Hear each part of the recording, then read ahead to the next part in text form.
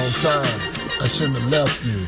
Return of the boxing guru. I'm coming with so much flavor. I'm also known as the wilder hater. With my videos here to please you. It's under the microscope here to teach you. Oh, okay, with me, in my opinion, is this. Okay, like I said, a fighter to beat Wilder. Wilder is the guy. He's the it factor because of all the knockout. You got to give him credit for that. So y'all can't say I'm a hater. Fred and Man, this is crazy how all this came to pass, how this all played out. Who would believe this when this first happened, when I stepped on the scene far as becoming a Wilder hater? You know, when we was in Brooklyn, New York, I don't know if some of y'all remember the incidents or whatever, the lead up to this, when Deontay Wilder was fighting Dominic Breeland. This was when I first got my chance to show some of y'all my boxing IQ on the major platform with Barbershop Conversation, Blueblood Sports, and Boxingego. You know, we was all in the ride share. If you ain't saw that video, you got to go back and see the boxing guru, a.k.a. Wilder hater, live in the person, giving his breakdown and thoughts. When all y'all thought that I didn't know nothing what I was talking about. This ain't no video to throw shade, but this is a video to educate the world, Deontay Wilder and Mark Breeland. We have to come together. We have to, you know, understand teaching sometimes is a tricky sport. Sometimes it's going to touch nerves. It's going to touch people in the wrong way, the right way. But it got to touch you in some kind of way. But if you ain't saw that video, it's called The Ride Share. It's on Boxingego, and I think Blueblood, it's on all of them if you type it in, where I made a prediction about Wilder versus Breeland. I knew then as a trainer, not as a hater, but it was things that fighters has to work on. And Deontay was on the path of greatness. He was definitely on that. He was undefeated. He was knocking everybody out, doing what he was doing. He was in mention with the greats, Rocky Marciano, you know, surpassing Tyson. They were saying he up there with Ali and different things of that nature. In my mind, not as being a hater, I didn't think he was. I thought he needed work to be done. As any fighter, as any writer, as any blogger, there's always work to do. You always have to be good. So when that was going on, that's why I said what I said against Dominic Breeland, because of the lead up to that fight. I don't know if y'all remember the fight where him and Breeland had got into it in the fight in Alabama. He was talking about killing him and his family going to have to bury him. It was just a lot of, you know, rah-rah going on about that fight. And so I took a deeper look inside the fight, you know, as a fan, as a spectator, as a trainer, as a boxing, you know, historian.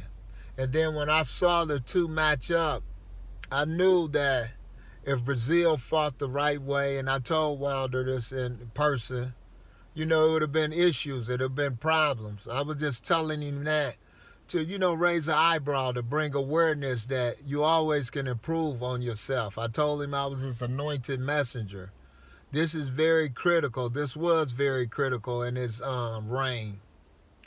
But like I said, you know, people have to listen. Before the storm comes, you get a warning. The weather forecasters say, oh yeah, it's going to be 6 inches of snow. It's going to be hail coming. Prepare, leave the city, leave the building. Board up your stores, leave. Some people hear it and some people don't. But my whole point was to bring that to him. So when everybody looked at me and saw when Wilder knocked out Breeland, everybody was like, oh, this guy don't know nothing. But the video did good numbers. But I knew right then and there, because Breeland never did what I said he was going to do. I said if he circled like I told, but he didn't do that. Breeland didn't have the right teaching. Like Wilder said, he was a dead man walking before he got in that ring because he was scared or whatever the case may be. But as a fighter, what you said was wrong, and I just proved it to you. No, that was the only thing that was right. Is your right turned into wrong, and I corrected your wrong into my own right by knocking him out. Yeah, he circled the wrong way. Now it don't matter what way he would have went, because his enemy was off in the first place. He did not want to be there. He was a dead man walking. I spoke what I was going to do. You got to live and die and bleed this sport. So when Brazil didn't do it, you know, that's when they gave me the title as the hater. Wilder was at the press conference. He saw the video. He was like, bro, you doing all right? How you been? Hey, yes, indeed. Boxingego, what's up, brother? I'm doing good. Thank you so much, man. I see y'all discussing in the car and stuff.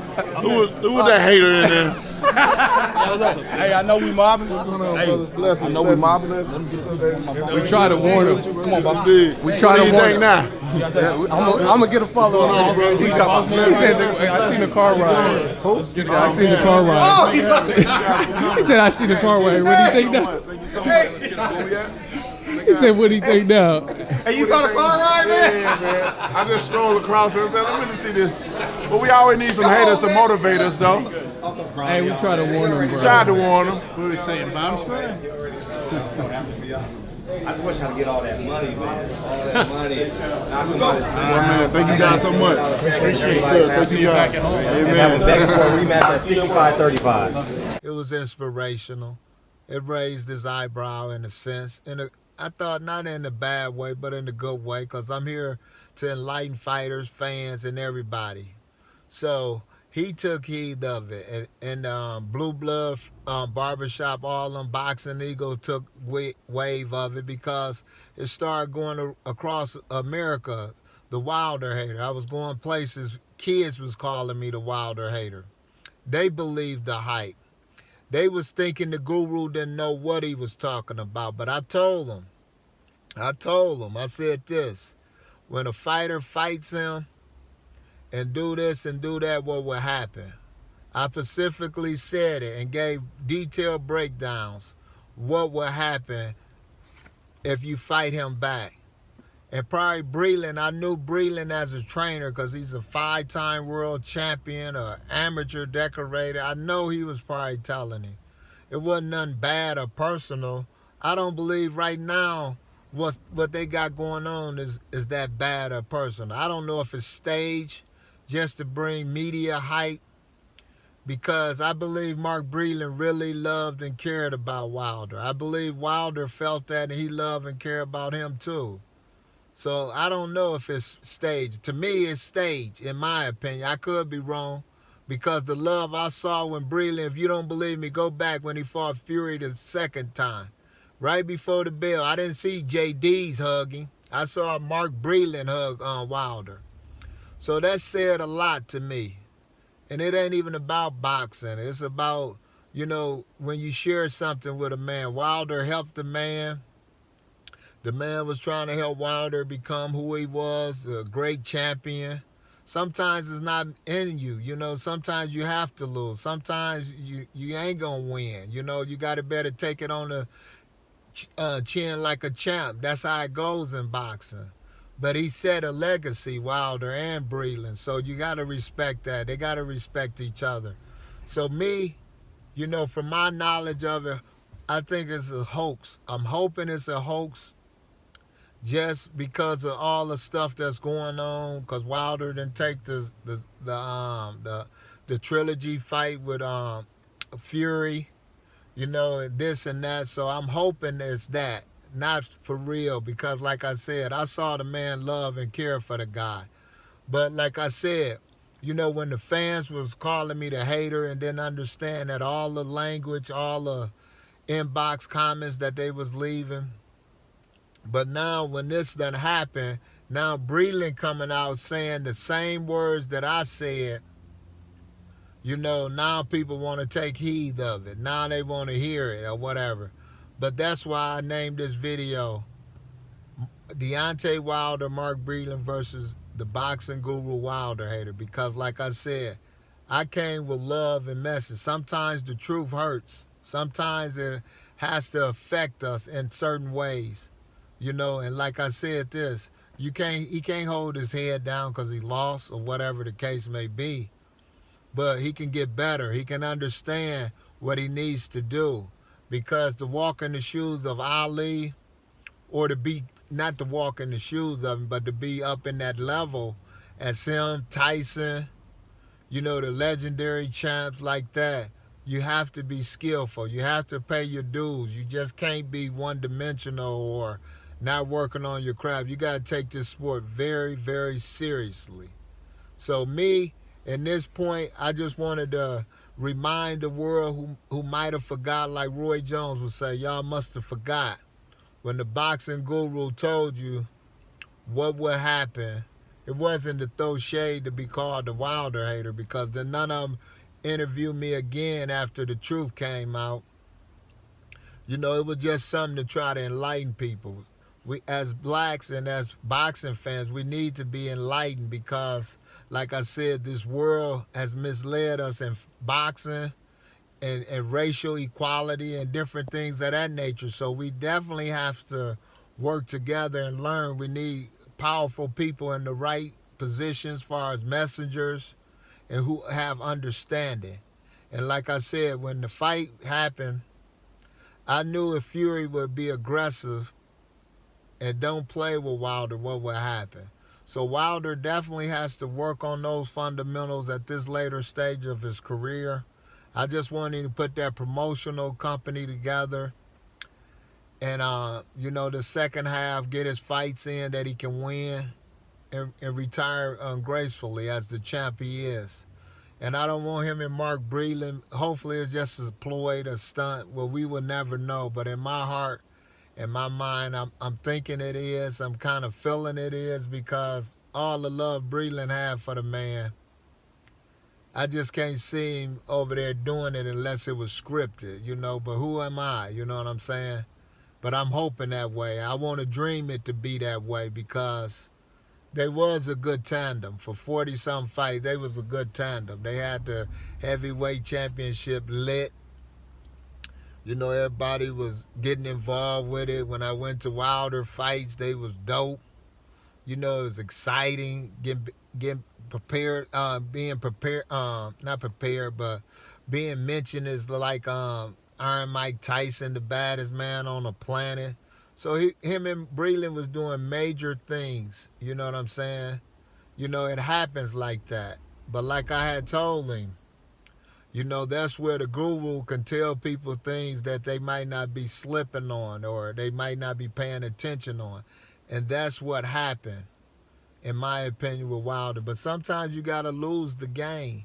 In my opinion, Wilder definitely won, even though he lost, even though my prediction came true, but he definitely won from my opinion, because he's a better man in defeat and a more recognizable man in defeat, in my opinion, than he did winning, because he needed Fury. He needed somebody like that.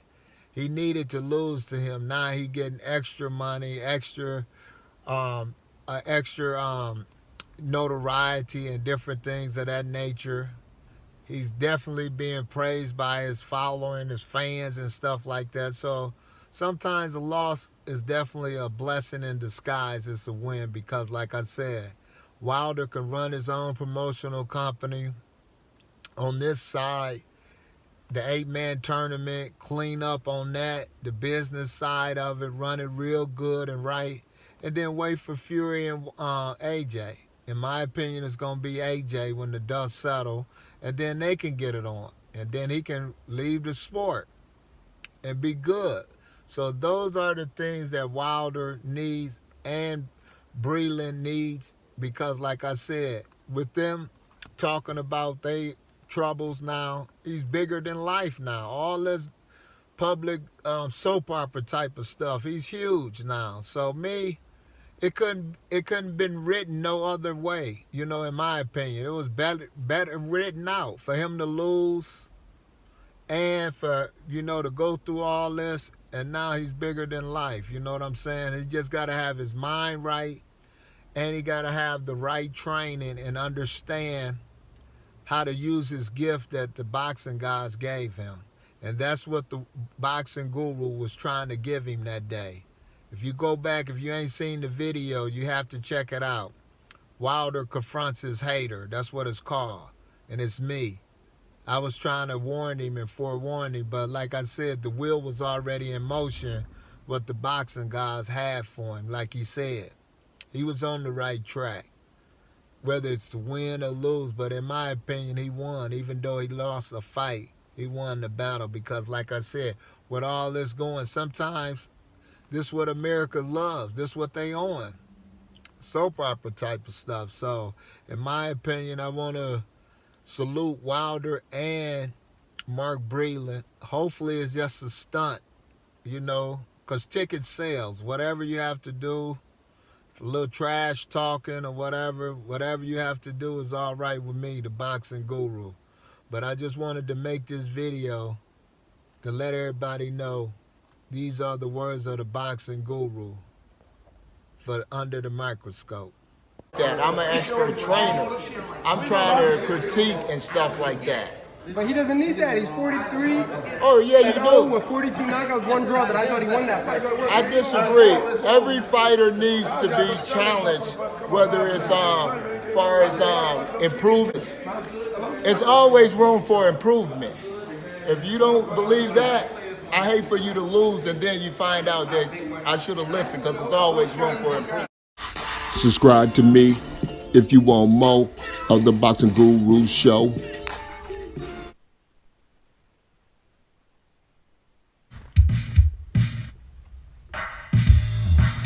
Come get it. Come get it. Come get it. Come get it.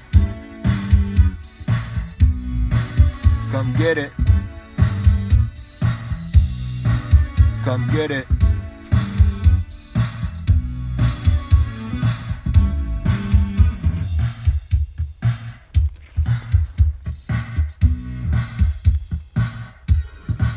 Come get it.